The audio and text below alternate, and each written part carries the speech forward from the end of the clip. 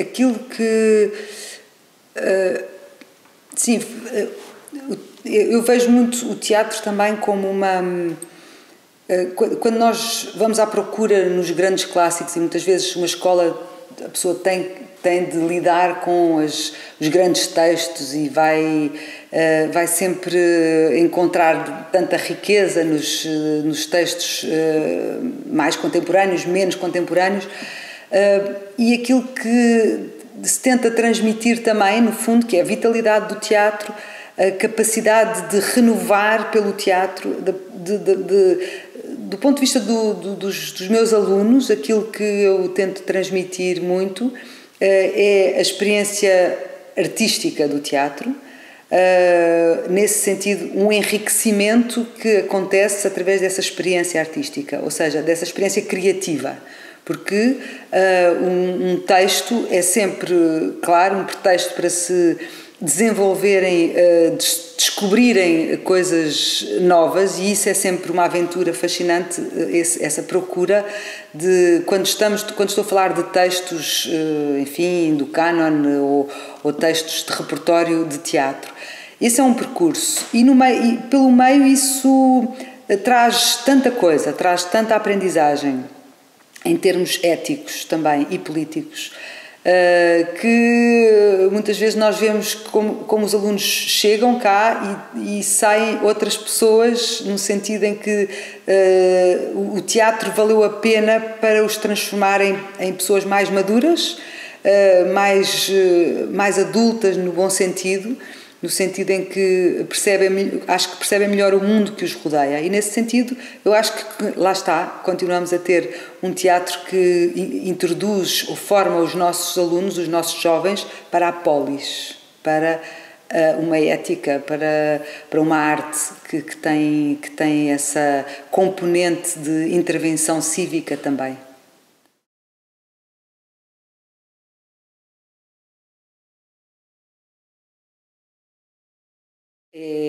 Eu acho que é da natureza do teatro. O teatro como inquietação, porque o teatro, à partida, é um reflexo daquilo das nossas vidas, do nosso mundo. E, para além de que eu sei que é um chavão, mas o teatro é sempre político, é sempre o teatro da polis, da cidade. E é sempre, mesmo que não queira ser de intervenção, é sempre um teatro político.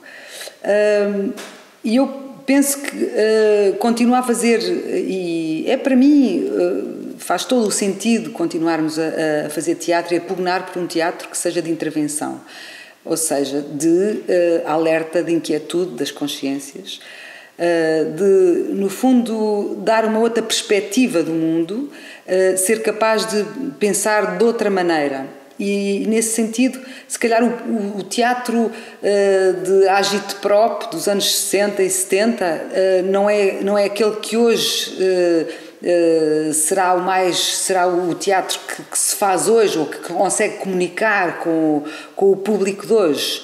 Mas fez muito sentido nos anos 60 e 70, o teatro de acusação, mais incendiário, e se o teatro político é só isso, eu acho que não chega. O teatro político é muito mais do que isso.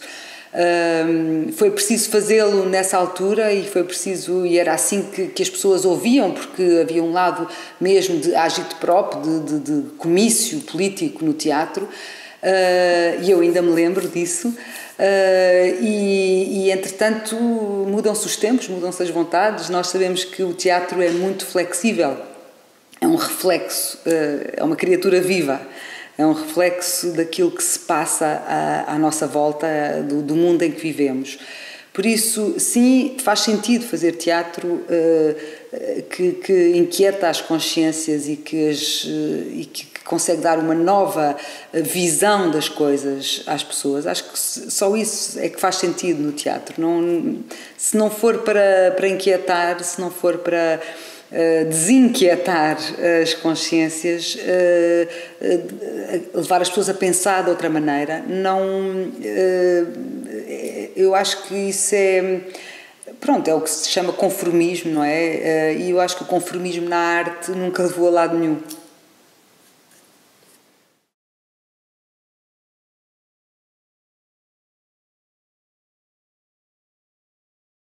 Eu acho que duas coisas. Eu acho que a palavra faz parte da humanidade, ou seja, já se fez teatro do silêncio, existe até companhias de teatro do silêncio e temos autores, sei lá, o Maeterlinck, que fazia tanta questão da importância do silêncio no teatro, considero isso um elemento muito importante.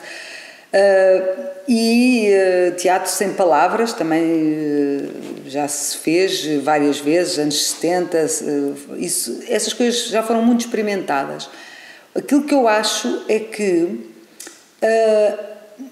a possibilidade de renovação surge a toda a hora no teatro. Portanto, não é por dizer teatro sem palavra que é uma grande descoberta ou que é uma grande inovação. Eu penso que a inovação surge de todas as maneiras, pode surgir de todos os lados.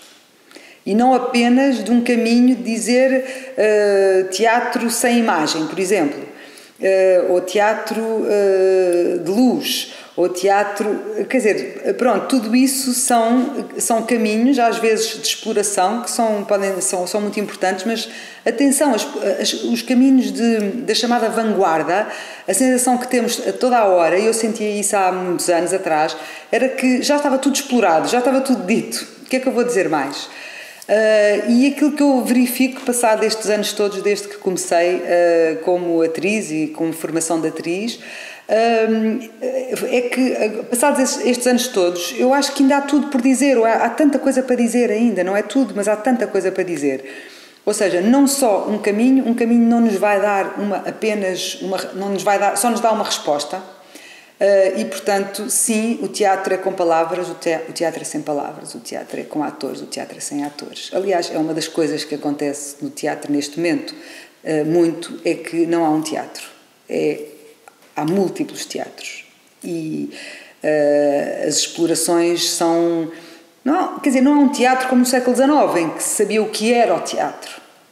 Ou mesmo no século XX, muito do século XX, em que era uma emanação do século XIX, portanto, tratando de temas mais atuais e fazendo-se muitíssimas explorações, quer dizer, basta pensar nas experiências da Bauhaus para perceber que nos anos 20 já estavam a fazer todo esse teatro cubista, não é? Esse teatro completamente vanguardista, sem palavras, com palavras, e estamos a falar, portanto, há 100 anos, não é? Há 100 anos que o teatro é moderníssimo.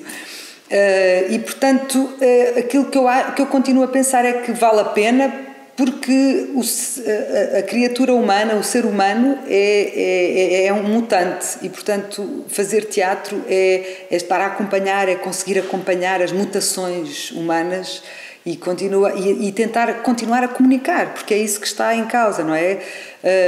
Só que às vezes também se comunica com uma máscara à frente, não é? Ou a falar de um teatro grego a uma distância de 200 metros do palco e consegue-se comunicar outra coisa, não é? Outras coisas.